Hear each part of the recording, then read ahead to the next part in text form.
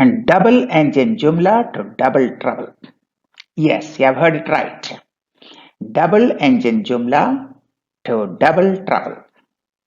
The illiterate non-biological leader of India faces double threats, and double threats from two different persons who have different nationalities, who speak different languages, but the theme is one, nothing less than open blackmail disguised in various shades of vulgarity.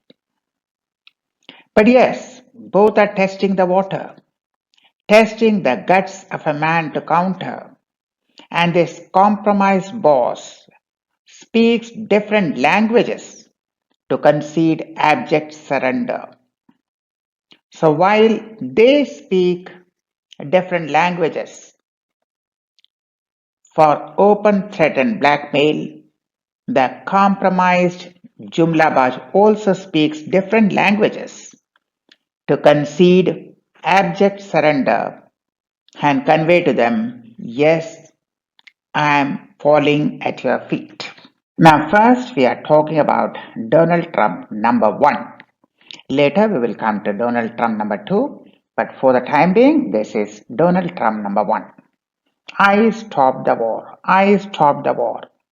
After Modi's shameful surrender to a foreign power, Trump repeating the claim, saying, I stopped the war, wasn't just a statement of a vain and arrogant US leader.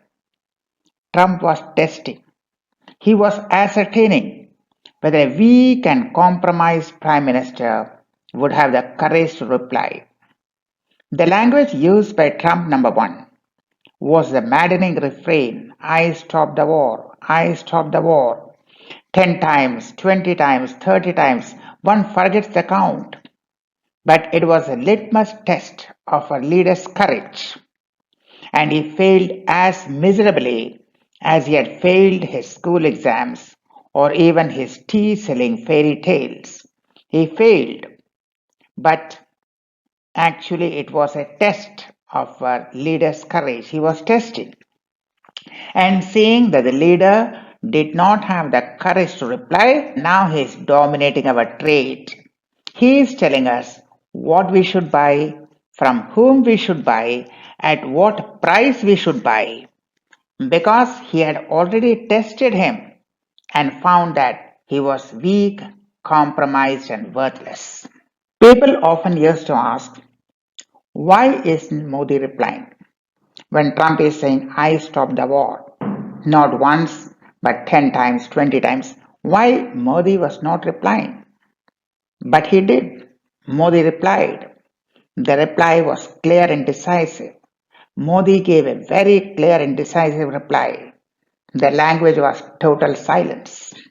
Silence was the language used to convey a clear reply to Trump. And the silence, the meaning was, I surrender. Yes, sir, I surrender. I'll do whatever you say. Don't expose me. Don't ruin me. And the assessment came quite quick. The reply was accepted. And back came the retort. I don't want to ruin Modi's political career. So silence was the language used to convey surrender. But in case of Donald Trump number two, the language was slightly different. Now we come to the case of Donald Trump number two. Donald Trump number two, a minister in Modi's cabinet. His citizenship is different. His mother tongue is different, but the language of threat was unmistakable. He said, yes, I met Jeffrey Epstein, but I didn't go alone. There were others with me. The threat was clear. If anyone touches me, I would reveal the names of all those who went with me.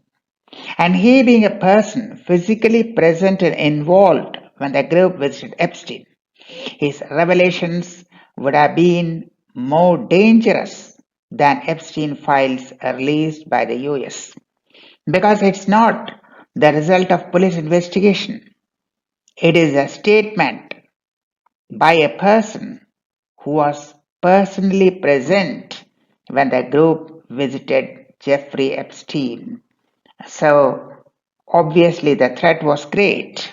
And let us see, the language in which the reply came was also different. But this time, the reply was not silence. In case of Trump number one, the reply was silence. But in this case, the reply was carefully worded. It was an apparently innocuous happy birthday wish, but it conveyed the same reciprocal deal. Don't let me down and I will look after you, a final stamp on a quid pro quo deal. Silence or birthday wish.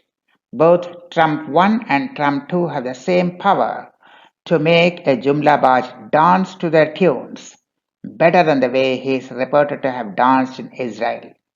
And we are unfortunate to have such a person as our leader. Disgraceful and disgusting. So, like the tale of two Indias, we have two Donald Trumps, one American and one Indian, both blackmailing a weak and compromised leader. And if we are to move away and rise above this disgrace and see our country make real progress, we will have to throw out the party called Besharm Jumla Party. So the only way to come out of this mess, out of this disgrace, out of this abject surrender, out of this ignominy is to throw away the government of Bharatiya, Besharm Jumla Party. Thank you and goodbye.